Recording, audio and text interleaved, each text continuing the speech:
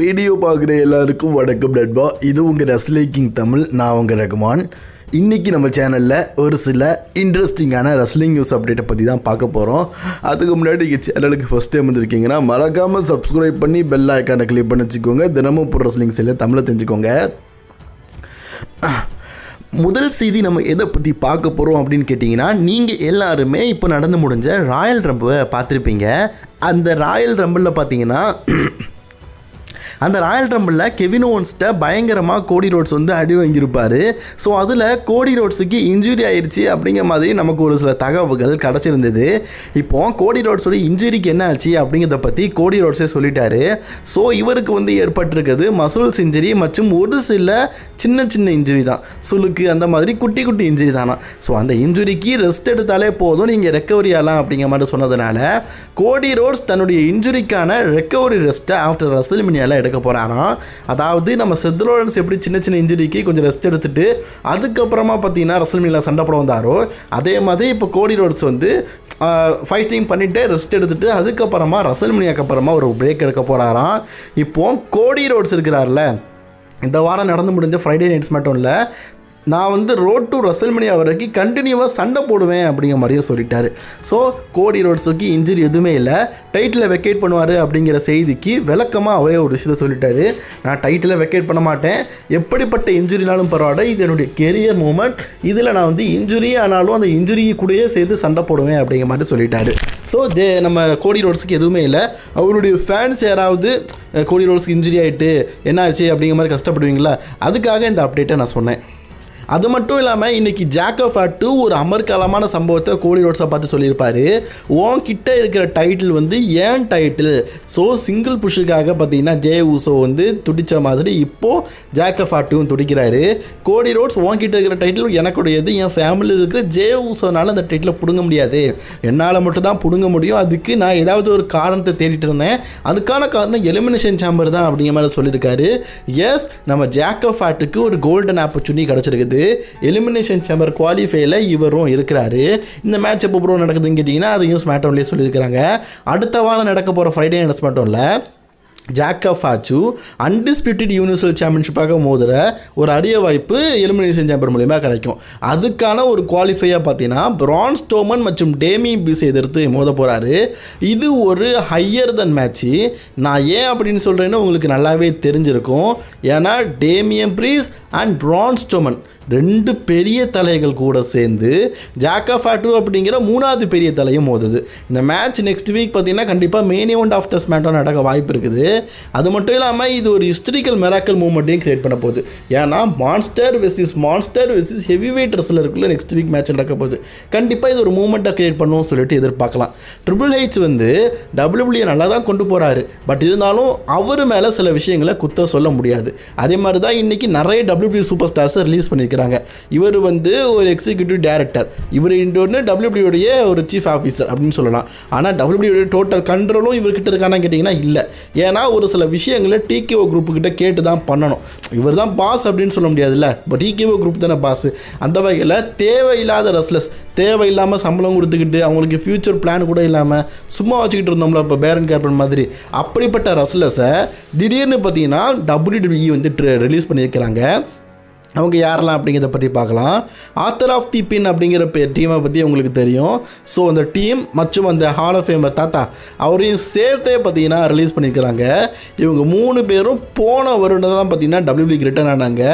So அது மட்டும் இல்லாமல் கேரியன் கிராஸ் கூட சேர்ந்து ஃபைனல் டெஸ்டமெண்ட் அப்படிங்கிற டீம்லையும் இருந்தாங்க. இப்போது WWE பார்த்தீங்கன்னா இவங்களை வச்சு என்ன பண்ணுறதுன்னு தெரியாமல் ரிலீஸ் பண்ணிட்டாங்க. ஏக்கம் மற்றும் அவர் கூட இருக்கிற பார்ட்னர், அதாவது ஆத்தர் ஆஃப் த பின்னை பார்த்து இவங்க எதுக்குமே யூஸ் ஆகாதவங்க, இவங்களை வச்சு பிளான் தெரிலன்னு சொன்னால் உண்மையிலேயே முட்டாள் தான். ஏன்னா 2 பேரும் பார்க்கறதுக்கு அவ்வளோ ஹெவி வெயிட்டாக இருக்கிறாங்க. இவங்க ஒரு ஹெவி வெயிட் டேக் டீமாகவே WWE கொண்டு போகலாம். ஆனால் இவங்களை வச்சு எதுவுமே யூஸ் இல்லைன்னு சொல்லி ரிலீஸ் பண்ணது முட்டாள்தனம் தான். ஸோ அடுத்து பிளைன் டெவிலண்டரை பற்றி சொல்லதுக்கு எதுவுமே இல்லை, ஏன்னா அவங்க ஒரு வருஷம் ஒழுங்காக காட்டல, சரி அவங்க ரிலீஸ் ஓகே. அடுத்தது பார்த்தீங்கன்னா சிட்ரிக் அலெக்சாண்டரையும் WWE பார்த்தீங்கன்னா ரிலீஸ் பண்ணிட்டாங்க. இப்போது சிட்ரிக் அலெக்சாண்டர் ஜாலியாக இருப்பார், ஏன்னா அவர் எப்போ WWE கான்ட்ராக்ட் முடியும், எப்போ WT போகலாம் அப்படின்னு சொல்லிட்டு தான் காத்துட்டு இருந்தார். NXTயில் ஒரு ஜாபர் அளவுக்கு தான் இருந்துட்டு இருந்தார். மெயின் கார்டில் ஒரு பெரிய லெவல் கிடச்சும் இப்போ NXTயில் ஜாபராக இருந்தார்.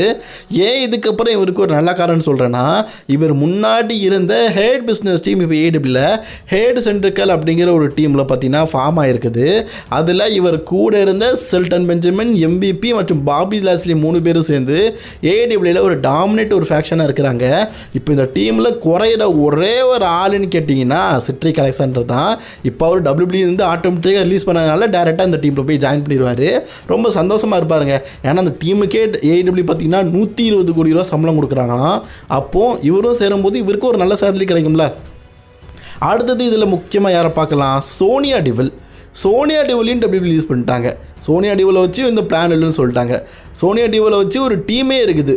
ஸோ அந்த டீமோட நிலைமை என்ன ஆகணும்னு தெரியலை.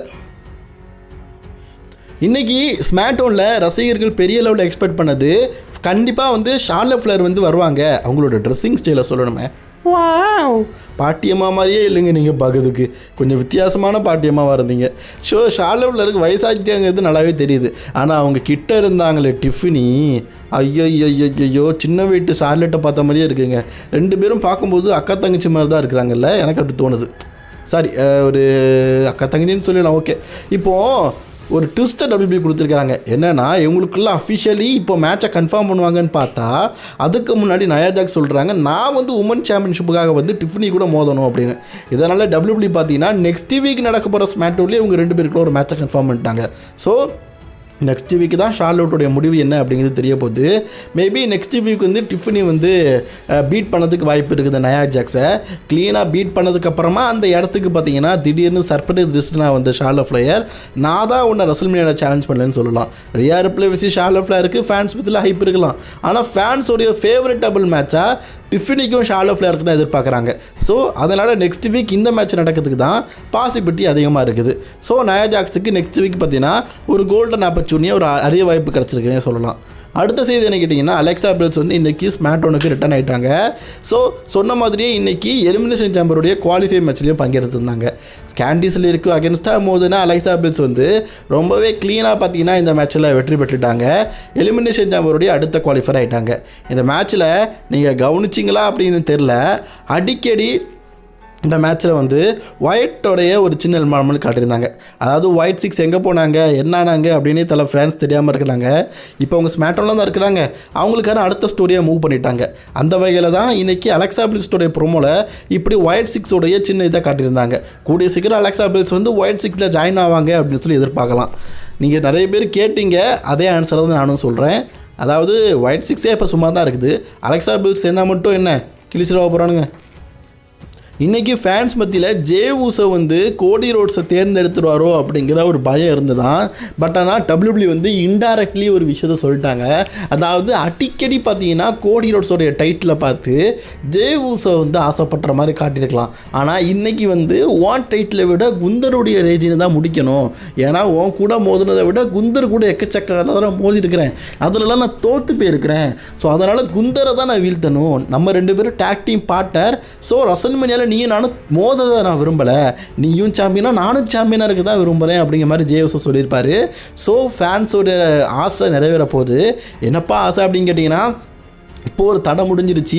ஸோ கண்டிப்பாக எலிமினேஷன் சாம்பியனில் மிச்சம் இருக்குது நம்ம சீனா தான். சீனா சாம்பரை வின் பண்ணிவிட்டு கோடி ரோட்ஸ் கூட ரெஸ்ல்மேனியாவில் நாம் எதிர்பார்த்த அந்த ட்ரீமபிள் மேட்சை விளையாடுறதுக்கு வாய்ப்பு இருக்குது. ஜே ஊசோ மட்டும் தான் தடங்களாக இருந்தார். ஆனால் அவர் ஹெவி வெயிட் சாம்பியன் தான் வேணும் அப்படிங்கிற மாதிரி இருக்கார். மேபி இந்த வாரம் நடக்க போகிற மண்டே நைட்டால் நான் குந்தர் எதிர்த்து தான் மோத போகிறேன் அப்படிங்கிறத கன்ஃபார்ம் பண்ணதுக்கான சான்சஸ் ரொம்ப அதிகமாக இருக்குது. அப்படி நடந்ததுன்னா நீங்கள் யாருக்கு சப்போர்ட் பண்ணுவீங்க, குந்தருக்கா ஜே ஊசோக்கா அப்படிங்கிறத மறக்காமல் கம்பல்சரியாக கவனிங்க. எது எப்படிப்பா என்னுடைய ட்ரீம் மேட்சும் நிறைய போகுது. கோடி ரோட்ஸ் வர்சஸ் ஜான் சீனா 2 பேருமே ஃபேஸ் ஆஃப் த கம்பெனியாக இருந்தவங்க, 2 பேருமே ஒரே மாதிரி ஃபேன்ஸ் அட்ராக்ட் பண்ணுறவங்க, 2 பேரும் ஒரே மாதிரி தான் இருக்கவும் செய்கிறாங்க.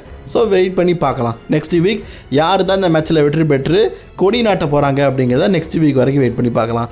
இன்றைக்கி மெயின் ஈவெண்ட்டில் கோடி ரோட்ஸ் வந்து வெற்றி பெற்றதுக்கப்புறமா திடீர்னு அந்த இடத்துக்கு ஒரு ரிட்டர்ன் கொடுத்துருப்பாரு.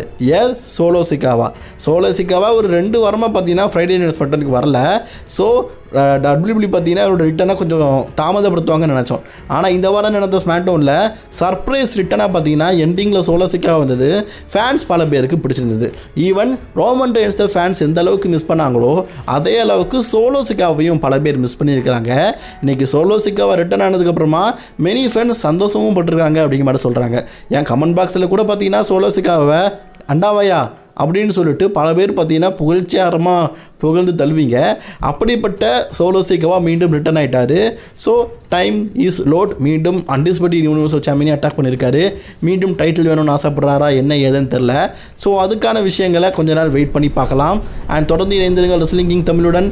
தொடர்ந்து வீடியோ பார்க்க சேனலை சப்ஸ்கிரைப் பண்ணி பெல் ஐக்கானை கிளிக் பண்ணி வச்சுக்கோங்க.